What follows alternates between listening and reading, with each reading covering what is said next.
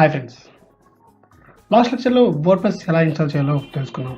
ఈ లెక్చర్లో WordPress dashboard ఎలా ఉంటుందో చూద్దాం. నేను విజయ్ కుమార్, మీరు చూస్తున్నది దాసరి లెర్నింగ్స్.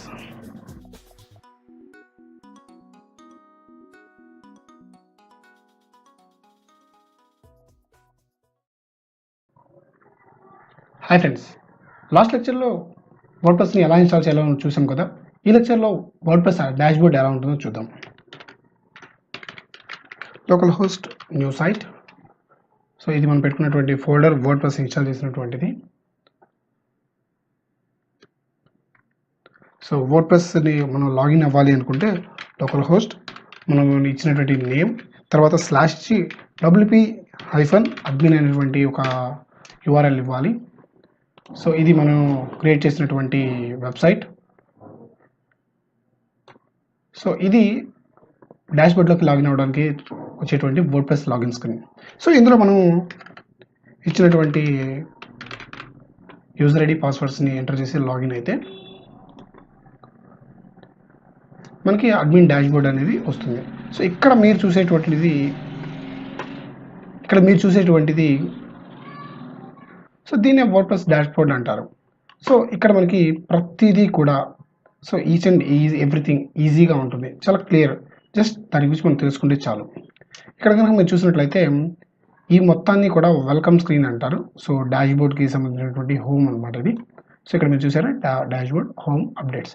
సో ఇక్కడ ఉన్నది వచ్చేసి ఏంటంటే మనకి హెడర్ బార్ అనమాట. సో ఇక్కడ మనకి హోమ్ అప్డేట్స్, మనకి అప్డేట్స్ అలాంటివి ఏమైనా ఉంటే దీని మీద క్లిక్ చేస్తే దాని మీదకి వస్తుంది. సో ఇక్కడ పోస్ట్, తర్వాత మీడియా, పేజెస్, కామెంట్స్, ఇలాగ సైడ్లో ఉన్న వీటన్నింటినీ కూడా ఏంటంటే మెనూ బార్ అంటారు. సో ఇది వచ్చేసి ఏంటంటే సైడ్ బార్ మెనూ అనమాట. మనకి జనరల్గా మెనూ అనేది ఏంటంటే పైన ఇక్కడ ఇలా వస్తుంది. సో ఇక్కడ ఇది ఏంటంటే మనకి సైడ్ బార్ మెనూ అనమాట. So collapse menu. సో మనకు అక్కర్లేదు, ఈ కొలాప్స్ మెనూ క్లిక్ చేస్తే మనకి ఈ మెనూ ఐకాన్స్ మాత్రమే కనబడతాయి, బట్ టైటిల్స్ ఏవి కనిపించవు. సో ఇలా ఉంటే మనకి ఉండడం వల్ల ప్రాబ్లం ఏం లేదు కాబట్టి మనం దీన్ని కంటిన్యూ చేసుకోవచ్చు. నెక్స్ట్ ఇక్కడ మనకి వీటి గురించి చెప్పే ముందు బేసిక్ ఆప్షన్స్ మనం అక్కడ చూద్దాం. సో ఇవి చెప్పిన తర్వాత మీకు ఇవి చెప్తే కొంచెం ఈజీగా ఉంటుంది. సో ఇక్కడ వచ్చేసి ఏంటంటే వెల్కమ్ టు వర్డ్ప్రెస్ అని కదా. సో ఇది వచ్చేసి వెల్కమ్ స్క్రీన్ అనమాట.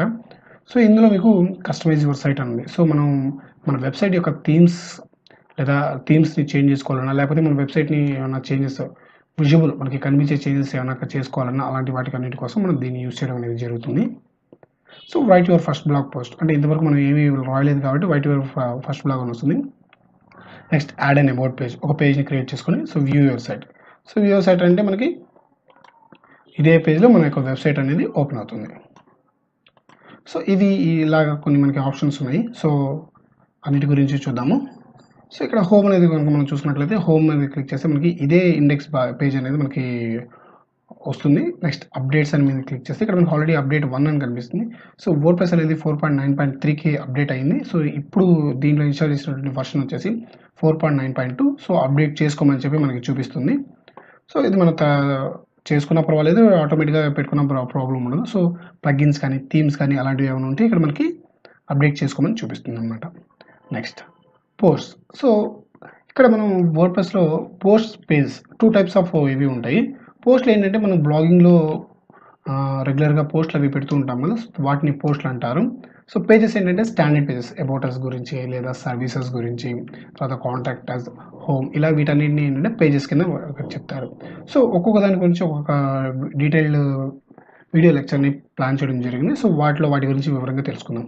Next media. ఈ మీడియా అనేది ఏంటంటే మనం ఫైల్స్, ఆడియో ఫైల్స్ కావచ్చు, వీడియో ఫైల్స్ కావచ్చు, PDF ఫైల్స్ కావచ్చు, ఇలాంటివన్నింటినీ కూడా మనం ఈ మీడియా ద్వారా మనం ఇన్సర్ట్ చేసుకోవడానికి పాసిబిలిటీ ఉంటుంది. నెక్స్ట్ పేజెస్, ఇప్పుడు మనం చెప్పుకున్నాం అబౌట్ అస్, కాంటాక్ట్ అస్, ఇలా ఎన్నో పేజెస్ అన్నింటిని కూడా మనం ఇక్కడ నుంచి కంట్రోల్ చేసుకుంటాము. Next comments. సో కామెంట్స్ని కూడా మనకు వచ్చినటువంటి కామెంట్స్ వచ్చినట్టు పబ్లిష్ చేయాలా, లేకపోతే మనం రివ్యూ చేసిన తర్వాత పబ్లిష్ చేయాలా, ఇలాంటివి ఎన్నో వాటి గురించి మనం ఇక్కడ వీటిలో సెట్టింగ్స్ చేసుకోవచ్చు. Next appearance. సో వర్డ్ప్రెస్ మొత్తానికి కూడా సో ఇది మేజర్ పార్ట్ అనమాట. సో మనం కావాల్సిన థీమ్స్ కానీ, థీమ్స్ని కస్టమైజ్ చేసుకోవడం కానీ, లేదా విడ్జెట్స్, అంటే మనకి సైడ్ బార్ లొకేషన్స్ ఇలాంటివి ఉన్నాయి కదా. సో వీటన్నిటిని కూడా ఏంటంటే విడ్జెట్స్ అని అంటారు. సో వాటిని ఎలాగా కాన్ఫిగరేషన్ చేసుకోవాలి, ఆర్డర్ పెట్టుకోవాలి. Next menus. సో మనకి యాక్చువల్గా ఇక్కడ మనకి ప్రతి వెబ్సైట్కి కూడా మెనూ అనేది ఉంటుంది. సో ఆ మెనూస్ని ఎలా చేసుకోవాలి వాటి గురించి. Next header, editor. సో వీటి గురించి కూడా మనం వాటికి సంబంధించినటువంటి లెక్చర్స్ మనం తెలుసుకోవడం జరుగుతుంది. Next plugins. సో వర్డ్‌ప్రెస్‌లో థీమ్స్ ఎంత ఇంపార్టెంట్, ప్లగిన్స్ కూడా అంతే ఇంపార్టెంట్. ఈ ప్లగిన్స్ వల్లే మనకి కస్టమైజ్డ్ మనకి ఎలా కావాలనుకుంటే అలాగా అడిషనల్ ఫీచర్స్ అన్నిటిని కూడా మనం ఇందులో యాడ్ చేసుకోవడానికి అవకాశం ఉంటుంది. నెక్స్ట్ ఇక్కడ యూజర్స్ అని ఉంది. సో ఈ యూజర్స్‌లో ఏంటంటే మనం కొత్త యూజర్స్‌ని యాడ్ చేసుకోవడము, తర్వాత యూజర్స్‌ని చేంజ్ చేసుకోవడము, తర్వాత వాటికి సంబంధించిన సెట్టింగ్స్‌ని ప్లాన్ చేయడము. సో ఇలాంటివన్నీ కూడా ఈ యూజర్స్ ట్యాబ్‌లో వర్క్ అవుతాయన్నమాట. Next tools. సో ఇవి ఏంటంటే ప్రతి వెబ్‌సైట్‌కి కూడా కొన్ని టూల్స్ అనేవి ఉండాలి. సో ఎక్స్‌పోర్ట్ చేసుకోవాలన్నా, ఇంపోర్ట్ చేసుకోవాలన్నా ఇలాంటి వాటన్నిటి కోసం ఈ టూల్స్‌ని యూజ్ చేస్తాము. ప్రాబబ్లీ మనం మోస్ట్లీ ఈ టూల్స్‌ని యూజ్ చేయము. దాదాపుగా ఎక్కడో లైట్‌గా చాలా రేర్ కేసెస్‌లో మాత్రమే ఈ టూల్స్ అనేవి యూజ్ చేయడం అనేది జరుగుతుంది. Next settings. సో ఈ సెట్టింగ్స్ మనకి కొంచెం ఇంపార్టెంట్ అనమాట. సో అసలు ఫస్ట్ వర్డ్‌ప్రెస్ ఓపెన్ చేయగానే మనం చేయాల్సినటువంటి సెట్టింగ్స్ అలాంటివి ఏముంటాయి. సో ఇవన్నీ కూడా కొలాప్స్ మెనూ అంటే మనకి సైడ్ అయిపోతుంది.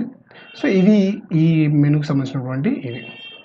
సో నెక్స్ట్ ఇక్కడ మీరు కనుక చూసినట్లయితే డిస్మిస్ అని కనిపిస్తుంది కదా. సో ఇక్కడ మీకు టాప్‌లో స్క్రీన్ ఆప్షన్స్ అని కనిపిస్తున్నాయి.